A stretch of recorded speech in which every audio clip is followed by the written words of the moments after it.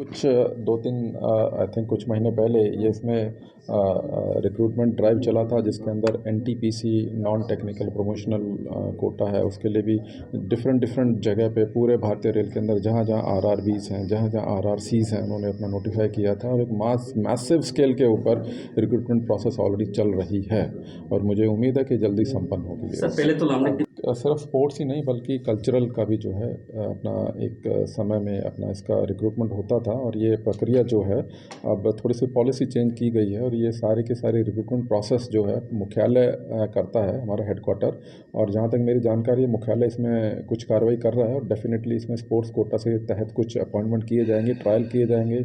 जो हमारे प्रतिष्ठित खिलाड़ी हैं जिन्होंने अपना काफ़ी आगे बढ़ कर के उन्होंने आयाम हासिल किए हैं, उनको भी बुलाया जाएगा और जो प्रक्रिया है जो रिक्रूटमेंट की स्पोर्ट्स कैटेगरी की वो जल्द संपन्न होगी। ऐसा रेल बजट आम बजट के साथ ही रेल बजट जो पेश हुआ है उसके अंदर कोई किराया की कोई बढ़ोतरी नहीं की गई है, सेम किराया है। और ये सेम किराया जो हमारे पिछले कई सालों से चल रहा है, जो रेलवे एक सस्टेनेबल ऑर्गेनाइजेशन, किसी भी ऑर्गेनाइजेशन के लिए बहुत ज़रूरी है कि वो सस्टेनेबल हो, अपना कॉस्ट तब तक कवर नहीं करेगा तो तब तक बेटर सर्विसेज नहीं दे पाएगा।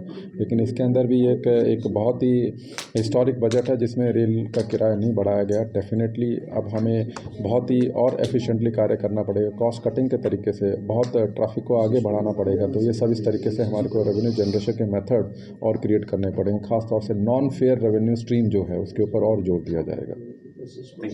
अभी माननीय रेल मंत्री जी ने एक नई स्कीम बनाई है जिसमें अमृत भारत स्टेशन स्कीम, उस स्टेशन के तहत वर्ल्ड क्लास स्टेशन के साथ ही साथ हमारे 15 स्टेशंस हमने और आइडेंटिफाई किए हैं, जिसके अंदर हम जो है स्टेशंस को डेवलप करेंगे और वर्ल्ड क्लास के लेवल तक, उसके तर्ज तक हम इसको लेके आएंगे। उसी कड़ी के तहत हमने जो लमडिंग स्टेशन को भी इसमें चिन्हित किया है, इसको हमने एक शॉर्टलिस्ट किया है। उसमें अमृत भारत स्टेशन स्कीम के तहत जो है लमडिंग स्टेशन को भी हम इंक्लूड करेंगे और इसका पूरा एक कायाकल्प आप देखेंगे बहुत ही जल्दी इसका होने वाला है। इसमें हम कंसल्टेंट को एक फिक्स करेंगे, एक अपॉइंट करेंगे कंसल्टेंट को, वो अपना एक बहुत ही अच्छी आर्किटेक्ट स्कीम लेके आएगा, उसके अंदर स्ट्रक्चरल डिज़ाइन करके उसको बहुत बढ़िया लेके आएंगे, जिससे कि हमारे पूरे यहाँ के क्षेत्र के अंदर जो है लमडिंग स्टेशन जो है कि विश्व स्तरीय के बराबर का दर्जा जो है उसके अंदर हासिल करेगा। एनएफआर के अंदर ऑलरेडी स्टार्ट हो चुकी है, न्यू जलपाईगुड़ी तक इसकी अपने सर्विसेज चल रही हैं इसके अंदर। और वंदे भारत कोचेज़ जो हैं वो अंडर मैन्युफैक्चर हैं, शॉर्ट सप्लाई है।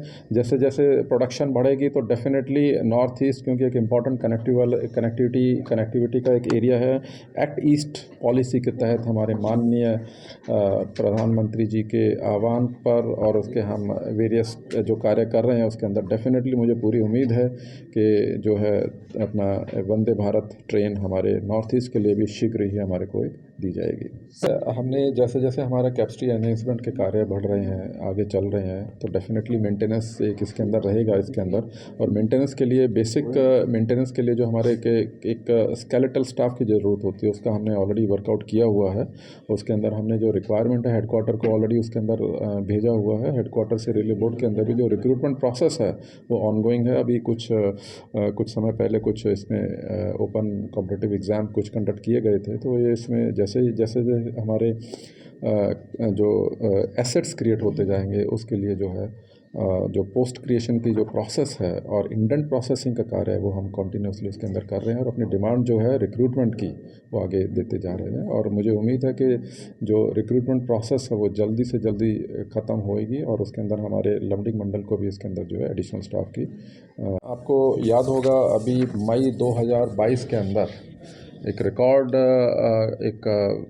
अपना टॉरेंशियल रेनफॉल और एक प्राकृतिक आपदा मैं कहूँगा ये आई थी, जिसमें कि मात्र एक हफ्ते के अंदर 3200 मिलीमीटर की रेनफॉल रिकॉर्ड की गई थी। और 3200 मिलीमीटर रेनफॉल मींस जो पूरे मुंबई अगर क्षेत्र देखते हैं पूरे एक साल के अंदर वहाँ पे तकरीबन 2000 मिलीमीटर की रेनफॉल होती है। लेकिन यहाँ पे दिमा हसाओ इलाके के अंदर सिर्फ हफ्ते 10 दिन के अंदर ही इतने शॉर्ट पीरियड के अंदर 3200 मिलीमीटर की अपना रेनफॉल रिकॉर्ड की गई थी, जिसकी वजह से चारों तरफ रेल, राजमार्ग, विलेजेस, सिटीज़ और सभी तकरीबन सभी एक्सेस रोड सभी जो हैं इसमें प्रभावित हुए। काफ़ी डैमेजेस आए थे इसके अंदर और रेल मार्ग भी इसके अंदर काफ़ी अपना प्रभावित हुआ था।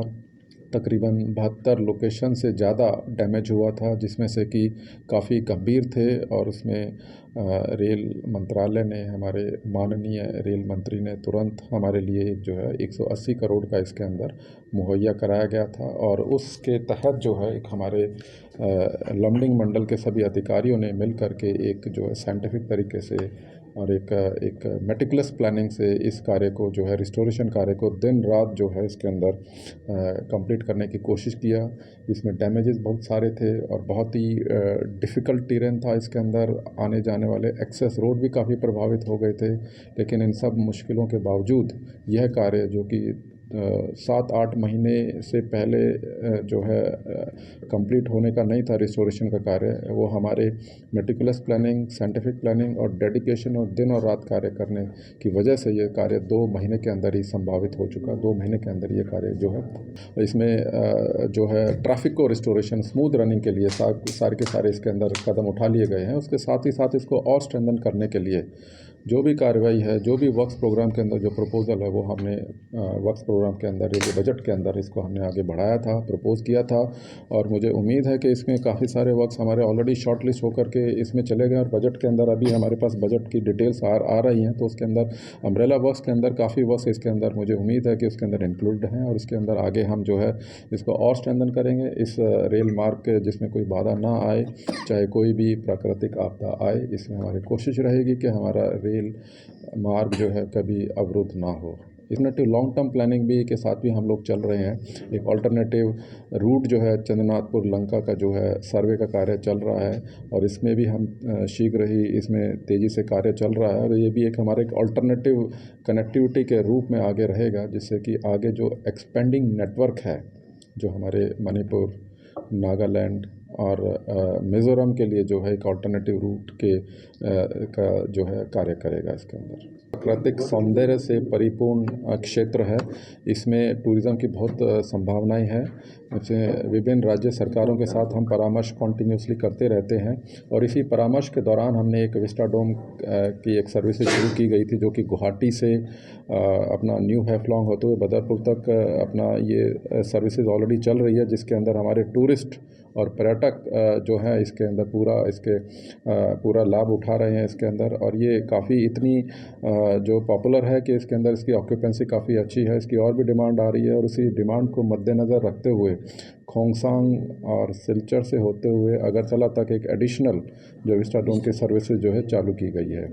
कैपिटल कनेक्टिविटी के प्रोजेक्ट हमारे चल रहे हैं। जैसे जैसे वेरियस कैपिटल कनेक्ट होंगी तो इसके अंदर टूरिज़्म को और बढ़ावा मिलेगा और हम अपने स्टेशंस को भी हम और विस्तार कर रहे हैं, सौंदर्यीकरण कर रहे हैं। जैसा हमारे माननीय रेल मंत्री जी ने कहा है, world class stations north east के अंदर दीमापुर का उन्होंने उदाहरण दिया, हमारे स्टेशन अगरतला है, उसके अंदर साथ ही सिलचर स्टेशन भी जो है इसको हम और सुंदर बनाएंगे, जिससे कि हमारे टूरिस्ट अट्रैक्ट होंगे और आसपास के लोगों को, और जो ना सिर्फ आसपास के लोगों को नहीं बल्कि रीजन के जो है पर्यटन, उसको भी बढ़ावा देगा इसके अंदर। अभी हमारा आम बजट पार्लियामेंट संसद भवन में पेश हुआ है, तो उसमें नॉर्थ ईस्ट के लिए बहुत बड़ी सौगात जो है हमारे माननीय प्रधानमंत्री जी और माननीय रेल मंत्री के सौजन्य से एक बहुत बड़ी सौगात मिली है।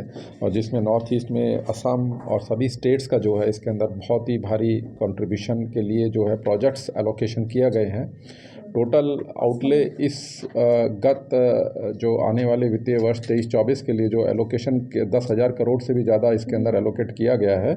और ये कि एक बहुत बड़ा जंप है, जो कि पिछले 10 सालों का अगर पीछे उठा करके देखते हैं तो एलोकेशन जो सिर्फ 2,000 करोड़ ही होता था, और जो इस साल अगले साल 23-24 के अंदर जो एलोकेशन किया गया है वो 10,000 करोड़ है, जो कि हमारे ऑलरेडी गतिशील प्रोजेक्ट जो चल रहे हैं, कैपिटल कनेक्टिविटी से रिलेटेड हैं और डबलिंग से रिलेटेड हैं, और हमारे वर्ल्ड क्लास स्टेशंस वाले जो कार्य हैं, और अमृत भारत स्टेशन से जो कनेक्टेड हैं वो है, ट्रैफिक फैसिलिटी से रिलेटेड और कस्टमर केयर और पैसेंजर अमेनिटी से रिलेटेड जितने भी हमारे तमाम प्रोजेक्ट्स हैं, जो कि संख्या हमारे अगर NFR के अंदर देखा जाए तो उनकी संख्या तकरीबन 800 के आसपास आती है टोटल प्रोजेक्ट्स की। और उसके अंदर जो हमारे जो एलोकेशन है, जो बजट एलोकेशन है 23-24 के लिए, वो 10,300 करोड़ के तकरीबन आउटले किया गया है। उसमें हमारे वर्ल्ड क्लास स्टेशन भी आते हैं। लमडिंग मंडल के लिए भी जो है काफ़ी एक काफ़ी बड़ा एक